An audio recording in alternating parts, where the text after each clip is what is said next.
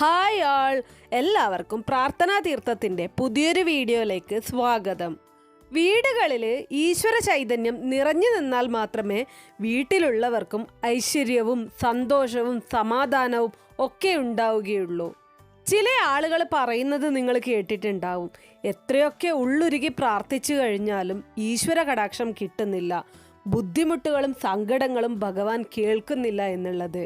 പ്രശ്നങ്ങളും ദുരിതങ്ങളും ജീവിതത്തിലേക്ക് കടന്നു വന്നുകൊണ്ടേയിരിക്കുന്ന സമയത്ത് ഏതൊരാൾക്കും തോന്നുന്ന കാര്യമാണിത്. തൊട്ടടുത്ത വീട്ടിലുള്ളവർ പ്രാർത്ഥിക്കുന്നത് പോലെ തന്നെ, അല്ലെങ്കിൽ അതിനേക്കാൾ കൂടുതൽ ഞാൻ ഈശ്വരനെ വിളിക്കുന്നു, ഈശ്വരന് വേണ്ടി ചെയ്യുന്നു, എന്നിട്ടും എനിക്ക് എന്തുകൊണ്ട് ഇങ്ങനെ എന്ന് ചിന്തിക്കുന്നവർ നമുക്കിടയിൽ ഉണ്ടാവും.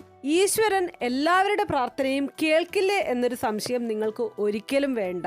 മനുഷ്യരാണ് നമ്മൾ എല്ലാവരും. അതുകൊണ്ട് തന്നെ ജീവിതത്തിൽ ഉയർച്ചയും താഴ്ചയും കഷ്ടതകളും ദുഃഖവും ദുരിതവും നല്ല കാലവും എല്ലാം തന്നെ ഒരു മനുഷ്യന്റെ ജീവിതത്തിൽ ഉടനീളം ഉണ്ടാകും. എന്നിരുന്നാലും വീടുകളിൽ ലക്ഷ്മി വാസം ഉണ്ടായിരിക്കേണ്ടത് വളരെ പ്രധാനമാണ്.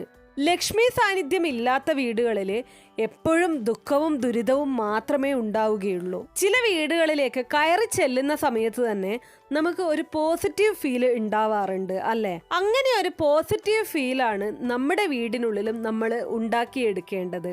നമ്മുടെ വീട്ടിനുള്ളിൽ ലക്ഷ്മി വാസം ഇല്ല എന്നുണ്ടെങ്കിൽ നമുക്ക് ഒരിക്കലും നമ്മുടെ ജീവിതം മെച്ചപ്പെടുത്തി കൊണ്ടുപോകാൻ സാധിക്കില്ല.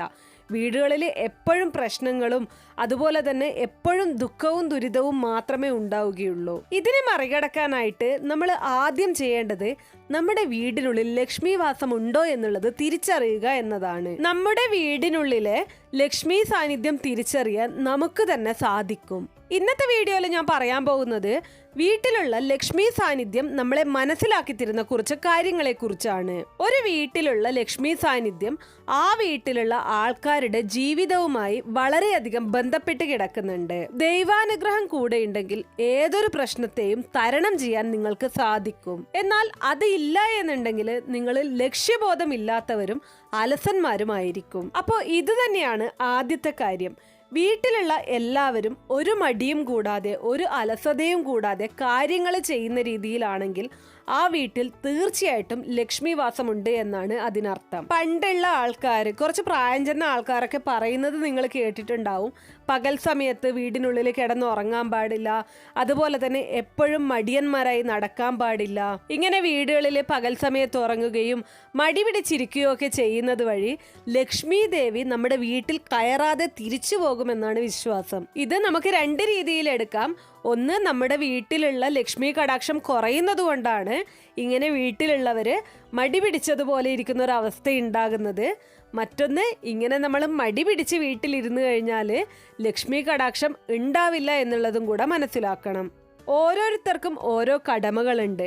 ആ കടമകൾ നമ്മൾ നല്ല രീതിയിൽ നമ്മളാൽ കഴിയും വിധം ഭംഗിയായി ചെയ്തു തീർക്കാൻ ശ്രമിക്കുക. ഇത് പൂർത്തിയാക്കാൻ നമുക്ക് എത്ര ശ്രമിച്ചിട്ടും സാധിക്കുന്നില്ല എങ്കിൽ അവിടെ ലക്ഷ്മി സാന്നിധ്യത്തിന്റെ കുറവ് തന്നെയാണ് മനസ്സിലാക്കേണ്ടത്. ഇനി അടുത്തൊരു കാര്യം എന്ന് പറയുന്നത്, ഒട്ടുമിക്ക വീടുകളിലും രാവിലെയും വൈകുന്നേരവും നിലവിളക്ക് കത്തിക്കുന്നുണ്ടാവും. ഐശ്വര്യത്തിന്റെയും സമ്പൽ സമൃദ്ധിയുടെയും ദേവതയായ ലക്ഷ്മി ദേവി നമ്മുടെ വീട്ടിലുണ്ടോ എന്നുള്ളത് തിരിച്ചറിയാൻ ഈ നിലവിളക്കുകൾ നമ്മളെ സഹായിക്കും. നിലവിളക്ക് കത്തിക്കുന്ന സമയത്ത് ശുഭവും ഊർജ്ജസ്വലതയുള്ളതുമായിട്ടുള്ള നാളം ജ്വലിക്കുന്നുണ്ട് എന്നുണ്ടെങ്കിൽ തീർച്ചയായിട്ടും നിങ്ങളുടെ വീട്ടിൽ ലക്ഷ്മി സാന്നിധ്യമുണ്ട്. ഇനി നിങ്ങളുടെ വീട്ടിൽ ലക്ഷ്മി കടാക്ഷത്തിന്റെ കുറവുണ്ട് എന്നുണ്ടെങ്കിൽ ഈ തിരികൾ ശരിയായ രീതിയിൽ ജ്വലിക്കില്ല. ആ തീജ്വാല നമുക്ക് മനസ്സിലാക്കി തരും നമ്മുടെ വീട്ടിൽ ലക്ഷ്മി കടാക്ഷം ഉണ്ടോ ഇല്ലയോ എന്നുള്ളത്. ശരിയായ രീതിയിൽ വിളക്കി തെളിയിച്ചിട്ടും ശരിക്ക് ജ്വാല പുറത്തു വരുന്നില്ല, അല്ലാന്നുണ്ടെങ്കിൽ പതിയെ പതിയെ വിളക്ക് കെട്ടുപോവുക,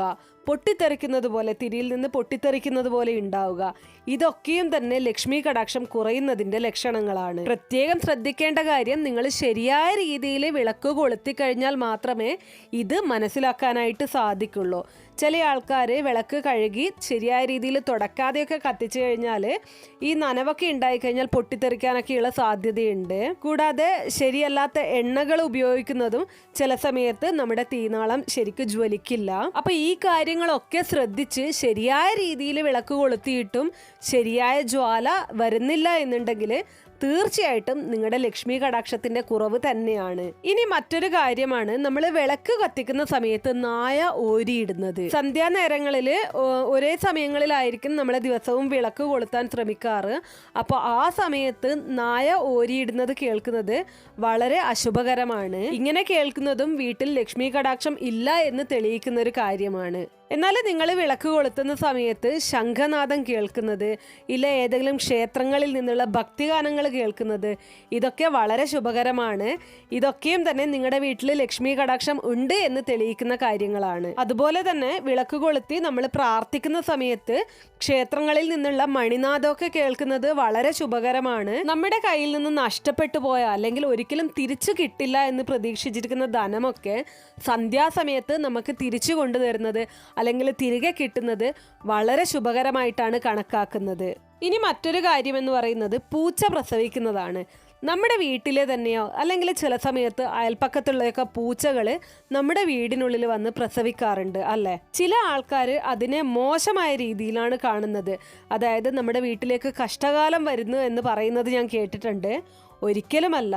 ആരുടെ തന്നെ ആയാലും പൂച്ച നമ്മുടെ വീടിനുള്ളിൽ വന്ന് പ്രസവിച്ചു കഴിഞ്ഞാൽ നമ്മുടെ വീടിനുള്ളിൽ ലക്ഷ്മി സാന്നിധ്യം ഉണ്ട് എന്നതാണ് അതിനർത്ഥം. അതുപോലെ തന്നെ നമ്മുടെ വീട്ടിലുള്ള തുളസിത്തറയിലോ അല്ലെങ്കിൽ ഗാർഡനിലോ ഉള്ള ചെടികൾ ഉണങ്ങിപ്പോയി നമ്മളത് നശിച്ചു എന്ന് കരുതിയിരിക്കുന്ന ചെടി വീണ്ടും കിളിർത്ത് വരുന്നത് വളരെ ശുഭകരമാണ്. ചില സമയത്ത് തുളസിയൊക്കെ മുഴുവനായിട്ടും ഉണങ്ങിപ്പോയി കഴിഞ്ഞാലും വീണ്ടും അതിൽ നിന്ന് കിളിർത്ത് വരുന്നത് നമുക്ക് കാണാനായിട്ട് സാധിക്കും. ഇങ്ങനെ ഉണ്ടാകുന്നതും വീട്ടിൽ ലക്ഷ്മി സാന്നിധ്യം ഉണ്ട് എന്ന് തെളിയിക്കുന്ന കാര്യങ്ങളാണ്. എന്നാൽ വീട്ടിൽ ചെടികൾ ഉണങ്ങിപ്പോകുന്നുണ്ടെങ്കിൽ അതും ശ്രദ്ധിക്കേണ്ടതായിട്ടുണ്ട്.